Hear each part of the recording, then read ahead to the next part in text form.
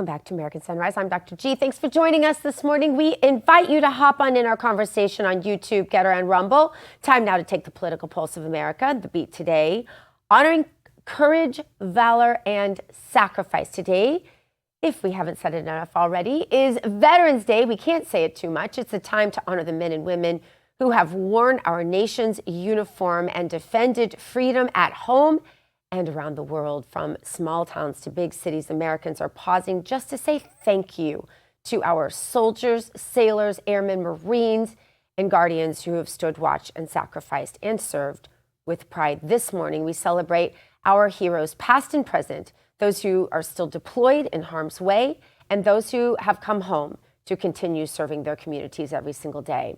Joining us now to help celebrate our nation's heroes is Marine Corps combat veteran and author of the book Gunfighter's Rule, Colonel William Berner Dunn. Good morning. Hey, good morning. Thanks for having me today. Thanks for being here. Colonel, for many Americans, Veterans Day is a time of reflection. What's your reflection today? Well, it's a great time to look back and honor the sacrifice of men and women for this nation for 250 years. And, yesterday we did a little event celebrating the Marine Corps' 250th birthday on November 10th. And it was wonderful to get together with some of the men and women that I have served with, as well as, some that I've just known and haven't served with. But across all branches, we will all come together when the nation needs us most and defend or fight for this country. As a combat veteran, what are some things about life after service that more Americans should be aware of? I think the biggest thing to think about is there are a lot of veterans that deal with, challenges after their service. A lot of veteran suicides take place for various reasons. We've recently seen some of that with some folks that we've known for a long time. And what the military's intent is to turn the individuals back to this nation really better than they were when they came in. And in 99% of the cases, that's what happens. But if you're out there and you see a veteran, sometimes it's just nice to say hello. And, I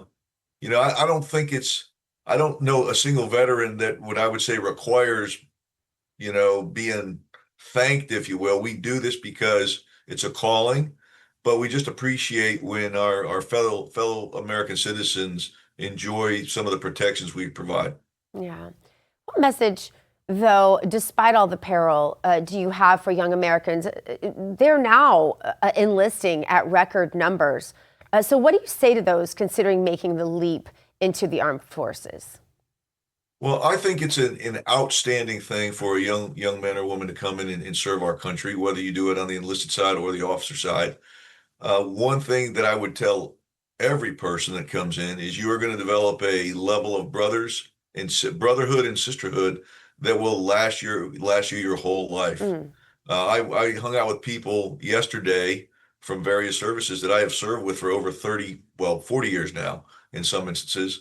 And so when you come in, that brotherhood and sisterhood will last you your entire lifetime. And I cannot overemphasize the greatness when you get out in the civilian world and you come into a room and you find another veteran, and that you will be very similar ways. And it's a great camaraderie for everyone. What really inspires you, Colonel? What quotes come to mind? What famous statements that former leaders have made about our military? What inspires you today? Well, I tell you what has inspired me my whole career is watching men and women take the call to service, regardless of what branch you come in. And when we were in a combat zone in Iraq, nobody cared what service you were in, right? It didn't matter if you were a Marine, a soldier, an airman, a sailor. It didn't matter. We were all fighting for a common goal to get as many of us back home as possible.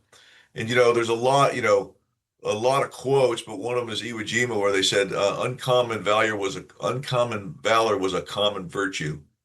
And when the bullets start flying, I've never seen a person in anywhere that I was that shied away from combat when combat came. So it's a testament to our young men and women that join.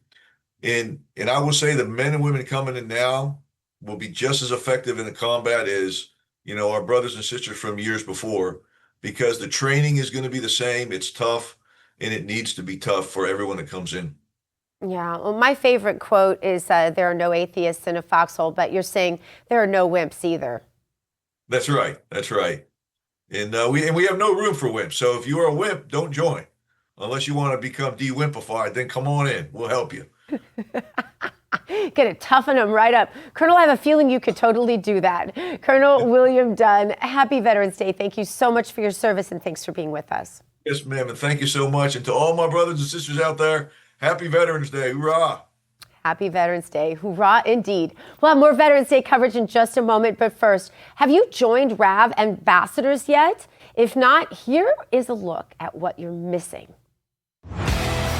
What if watching Real America's Voice was just the beginning? Introducing RAV Ambassadors, the new grassroots platform that turns viewers into leaders, connecting directly with hosts like Steve Bannon, Dr. Gina, and more. Together, we're turning belief into action. Inside the RAV Ambassadors Hub, you'll get exclusive updates, challenges, and behind-the-scenes missions straight from the people shaping the fight for faith and freedom. Every action you take, every share, post, and mission earns you points, badges, and ranks. Compete with patriots nationwide. Unlock rewards, exclusive gear, even chances to appear on air or attend live RAV events. But this isn't just about watching, it's about doing. Joining campaigns, volunteering locally, standing for truth. Together, we're not just a network, we're a movement. One voice at a time. Scan the QR code or go to ravambassadors.com to join now. Because America's voice is your voice. Our celebration of service and sacrifice continues here in South Florida, where fashion legend Elie Tahari has just turned the runway into a stage for strength and survival, celebrating women soldiers and the spirit of Israel. Tahari, known for dressing working women around the world, is now using his talent to honor female IDF soldiers, including wounded veterans who walked the catwalk in his latest collection, Threads of Valor. Joining us now to tell us more is the man himself, fashion designer Elie Tahari. Elie, good morning. I am so excited you're on the show this morning. I have an Elie Tahari wool coat with leather trim on it that is going to be a staple in my closet forever. I love you. I think you are great. And this fashion show was amazing, so inspiring, so much more than fashion. It was a message. What inspired you to turn the runway into a tribute to Israel's female soldiers? Good morning and happy Veterans Day. And I love you too. I met a guy in a prayer service that was a veteran in Israeli army, and he got wounded. And a few years later, he calls me and he says, "Can I stay in your home?" I said, "Of course." So he was staying here for a few weeks. And I see him working very hard day and night. I asked him, "What are you working on?" He said, "I'm working for the wounded soldiers, the women wounded soldiers." And I said, "I can help too. I can provide them clothes." So we call him, his name is also Elie Shaiko. And Elie Shaiko and I have a program called Shaiko Tahari, which is dressing wounded Israeli soldiers, and you can see them on the screen, the modeling, and I'm very proud to do that.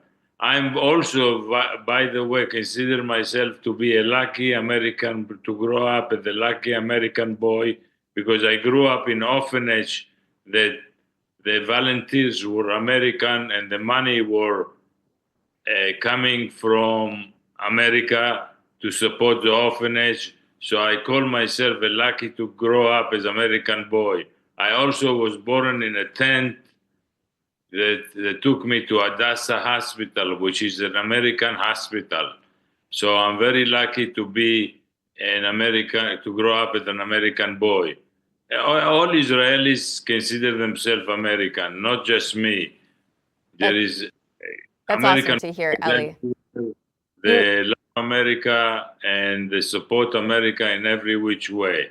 You are certainly living the American dream. I was reading my good friend Alina Shirazi's exclusive report about you, and one of the models at this show was actually shot 12 times. That was so inspiring for me to see. I think it's great that you were able to give her a platform. You know, you've dressed so many powerful women in your career. What does it mean to you to see women who've served, sacrificed, wearing your designs? First of all, I love the project. I love helping. I didn't do it for gold or fame. I did it to help a friend, and it became a life of his own. And everybody in Florida, in St. Thomas University, which is a Christian university honoring Israeli designer, was amazing. They did an amazing job. And all the girls you see on the screen, they're all wounded soldiers. And it was a fantastic event. And they did a fantastic job, all volunteers. The school did the fashion show. I didn't expect to be such a event, such a powerful event, but it moved me, and it was the best day of my life. It certainly was a huge success, Elie. You know, I want to get to this because you brought this up. You spoke about your journey growing up in an orphanage, serving in the Israeli military, building this iconic brand, this fashion brand in America. How did those experiences shape your drive to give back? Well, I came to New York to visit, and I stayed. And I stayed at YMCA, which is 2 blocks away from where I live now. And I ran out of money, and I slept in Central Park in front of my building here. Actually, my building was not here. 15 Central Park West was a land, a garage. I used to wash cars in this lot when I came to New York.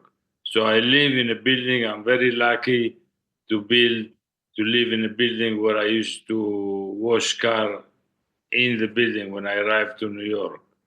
Elie, really quick, we only have a couple seconds left with you, but what's next for you? Are we going to see any more fashion shows like this in the future? I hope so. I think it was an incredible show, and it was a message that St. Thomas University did a great job by what they did, and I hope more will come to follow. Elie Tahari, thank you so much for being on the show this morning. Really appreciate it. It was great to meet you. Thank you so much. Coming up, we're checking in with our very own Dr. Gina with a special preview of tonight's Big Blue Bash at Mar-a-Lago. You don't want to miss it, but first, a shout out from our service members who are also rabid Patriot fans. Happy Veterans Day from the U.S. Army Corps of Engineers, New England District. Go Patriots! I think they'll walk away, that's balance.